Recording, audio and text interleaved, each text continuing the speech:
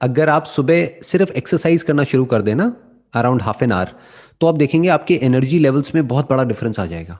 तो अगर कुछ बेसिक सी भी एक्सरसाइज आप शुरू कर देना, यानी डेली सिर्फ आधा घंटे के लिए आप योगा ही कर लें और प्राणायाम कर लें, तो आप देखेंगे आपके एनर्जी लेवल में बहुत डिफरेंस आ जाएगा पूरे दिन के लिए। क्योंकि होता क्या है कि जब हम सोते हैं ना, तो नॉर्मली जिस तरह के मैट्रेसेस पर हम सोते हैं वो बहुत ही कंफर्टेबल होते हैं। अब हम ऐसा तो है नहीं कि मिट्टी पे सो रहे हैं, जो मैट्रेसेस हैं वो बहुत कंफर्टेबल हैं, उसकी वजह से हमारी जो स्पाइन है उसकी जो पूरी पोजीशन है वो ऐसी हो जाती है कि बॉडी स्टिफ हो जाती है सुबह तक। राइट, जब सुबह उठते हैं तो नींद नींद सी आ रही होती है, ऐसा लगता है नींद पूरी नहीं हुई है और बॉडी में स्टिफनेस होती है, वो कई बार हमको पता भी नहीं होता है। वो फिर जब आप योगा करेंगे और कुछ बेसिक सी एक्सरसाइजेस करेंगे तब आपको काफी बेनिफिट होगा। दूसरा जो है इसमें एक बहुत बड़ा फैक्टर है वो है आपकी डाइट का, कि आप क्या खा रहे हैं, किस तरह से खा रहे हैं। कहीं ऐसा तो नहीं आप ब्रेकफास्ट को स्किप कर रहे हैं, वो भी बहुत मैटर करता है। उसकी वजह से भी हमारे एनर्जी लेवल्स डाउन हो जाते हैं। यूजुअली क्या कहते हैं कि जो ब्रेकफास्ट है वो हैवी होना चाहिए, लंच थोड़ा हल्का होना चाहिए और डिनर बिल्कुल लाइट होना चाहिए।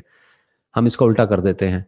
तो एक डाइट का एक बहुत बड़ा रोल है, एक एक्सरसाइज का बहुत बड़ा रोल है, और ओवरऑल जिस तरह से आप सोचते हो उसका बहुत बड़ा रोल है। और एक और जो बहुत बड़ा फैक्टर है जो हर कोई मिस करता है almost, that is 1/3 of your life is spent on your mattress. मतलब लोगों को आप देखोगे उनके पास गाड़ी होगी बढ़िया से बढ़िया, 10 लाख की 20 लाख की गाड़ी है, मैट्रेस है 5,000 रुपए का। तो वो एक बहुत इंपॉर्टेंट फैक्टर है जिसको हमको ध्यान में रखना है कि 8 घंटे हम बिताते हैं अपने मैट्रेस पे, तो दैट हैज टू बी सच के उससे हम सुबह जब उठें तो एनर्जाइज फील करें। तो मैट्रेस को थोड़ा ढंग से चूज करिए जो कि आपकी बैक के लिए, स्पाइन के लिए अच्छा है।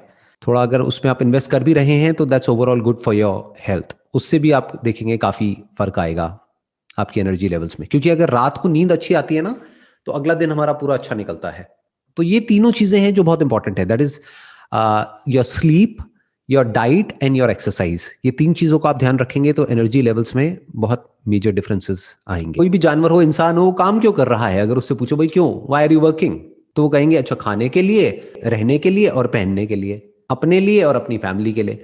तो खाने पे ढंग से टाइम स्पेंड करना तो बनता है ना, कि मतलब जब आप खा रहे हैं तो आराम से खाने पर मेडिटेशन करिए। जो लोग मेडिटेशन करते हैं ना आंख बंद करके और मानो बैठे हुए हैं और कुछ भी अपना मेडिटेशन कर रहे हैं, उल्टी सीधी लाइटें देख रहे हैं, यहाँ पे ये कर रहे हैं वो कर रहे हैं, व्हाटएवर।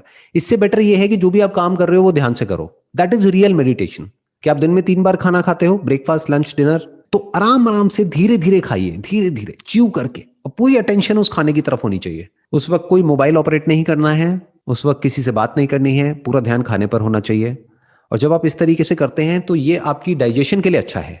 अब डाइजेशन से क्या होता है, आयुर्वेदा में कहा जाता है कि हर बीमारी की जड़ जो है वो पेट है। आज धीरे धीरे जो एलोपैथी है वो भी यही बात कह रही है कि ब्रेन में जो केमिकल्स की जो प्रॉब्लम होती है ना, जैसे मान लो किसी को डिप्रेशन है, क्लिनिकल डिप्रेशन है, तो वो किस वजह से, प्रॉपर्ली सेरोटोनिन नहीं मिल रहा है ब्रेन को। तो वो सेरोटोनिन जो प्रोड्यूस होता है, majority of it is produced in the gut, यानी stomach. Your stomach is the most important part of your body. क्योंकि अगर जो आप खा रहे हैं वो ढंग से डाइजेस्ट नहीं होगा, जो आपका डाइजेशन है अगर वो डाइजेस्टिव सिस्टम प्रॉपर्ली काम नहीं करेगा, तो आपके जो बाकी के बॉडी के ऑर्गन्स है वो अच्छे से काम नहीं कर सकते, अपना ब्रेन भी अच्छे से काम नहीं कर सकती। तो जो आपने पहला क्वेश्चन पूछा था ना, एनर्जी नहीं रहती है, उसमें ये भी एक बहुत बड़ा रीजन है। हम क्या करते हैं, हम कुछ भी जंक फूड उठाया और खाया और निगल लिया उसको। जैसे कि कोई अजगर है, उसने निगल लिया है, तो हमको पेट में जा करके इकट्ठा हो गया है और फिर हमको आलसी फील हो रहा है, मतलब वी आर फीलिंग लेजी। तो बेसिकली खाने को जो डाइजेस्ट करने का काम है वो पेट में नहीं होता है, वो मुंह में ही शुरू हो जाता है। यानी जिस वक्त आप चबा रहे हैं ना खाने को, तो उस वक्त जो भी उस खाने को डाइजेस्ट करने के लिए जो एंजाइम्स जरूरी हैं, जो भी केमिकल जरूरी है, जो सलाइवा जरूरी है, वो मुंह में ही डाइजेस्ट हो चुका है आधा, तो बाकी आधा काम पेट में होगा।